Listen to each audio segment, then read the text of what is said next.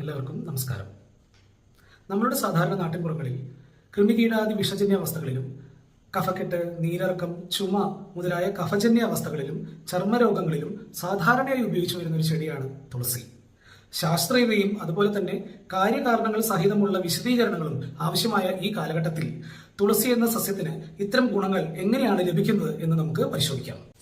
ഇതിനായി ആദ്യം തന്നെ നമുക്ക് തുളസി എന്ന സസ്യത്തെ കൂടുതൽ പരിചയപ്പെടാം. ഒസിമം സാങ്ക്ടം എന്ന ശാസ്ത്രീയ നാമത്തിൽ അറിയപ്പെടുന്ന ഈ സസ്യം ലാമിയേസി ഫാമിലിയിലാണ് ഉൾപ്പെട്ടിട്ടുള്ളത്. ഈ ചെടി സാധാരണ 3 തരത്തിൽ കണ്ടുവരുന്നു: കൃഷ്ണതുളസി, രാമതുളസി, വനതുളസി. ഔഷധങ്ങൾക്കായി കൂടുതലും കൃഷ്ണതുളസിയാണ് ഉപയോഗിക്കാറുള്ളത്. കൃഷ്ണതുളസിയുടെ ഇലകൾ ധൂമ്രവർണ്ണത്തിലാണ്, അതായത് ഇളം പച്ച കലർന്ന പർപ്പിൾ നിറം. രാമതുളസിയുടെ ഇലകൾ പച്ച നിറവും വനതുളസിയുടെ ഇലകൾ ഇളം പച്ച നിറവുമാണ്. ഈ ചെടിയുടെ ഇലകളും പൂക്കളും ഔഷധങ്ങൾക്കായി ഉപയോഗിക്കാറുണ്ട്. ആയുർവേദ ശാസ്ത്രപ്രകാരം ഒരു സസ്യത്തിൻ്റെ ശരീരത്തിലുള്ള പ്രവർത്തനം നിശ്ചയിക്കപ്പെടുന്നതും വിശദീകരിക്കപ്പെടുന്നതും അതിൻ്റെ രസാദി ഗുണങ്ങളിലൂടെയാണ്. തുളസി എന്ന സസ്യത്തിൻ്റെ രസാദി ഗുണങ്ങൾ ഏതെല്ലാമെന്ന് നമുക്ക് നോക്കാം. രസം, കഷായം, ചവർപ്പ്, എരിവ്. ഗുണം: ലഘു, രൂക്ഷം, തീക്ഷ്ണം. വീര്യം, ഉഷ്ണം.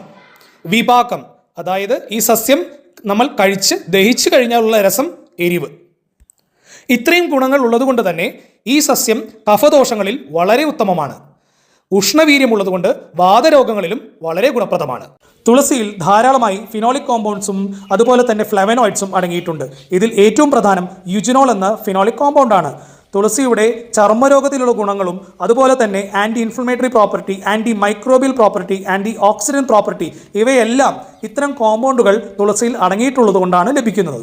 വിട്ടുമാറാത്ത തുമ്മലിലും അതുപോലെ തന്നെ ഇൻഫ്ലമേറ്ററി കണ്ടീഷൻസ് ആയ ടോൺസിലൈറ്റിസിലും അഡിനോഡൈറ്റിസിലും എല്ലാം ഉപയോഗിക്കുന്ന തുളസി സ്വരസാദി വെളിച്ചെണ്ണയിലും വില്വാദി ഗുളികയിലും ഒരു പ്രധാന ചേരുവയാണ് തുളസി. തൊലിപ്പുറമേ കാണുന്ന വിവിധ തരം കൃമികീട വിഷാവസ്ഥകളിലും നമ്മൾ തുളസി നീര് മഞ്ഞളും ചേർത്ത് പുരട്ടാറുണ്ട്.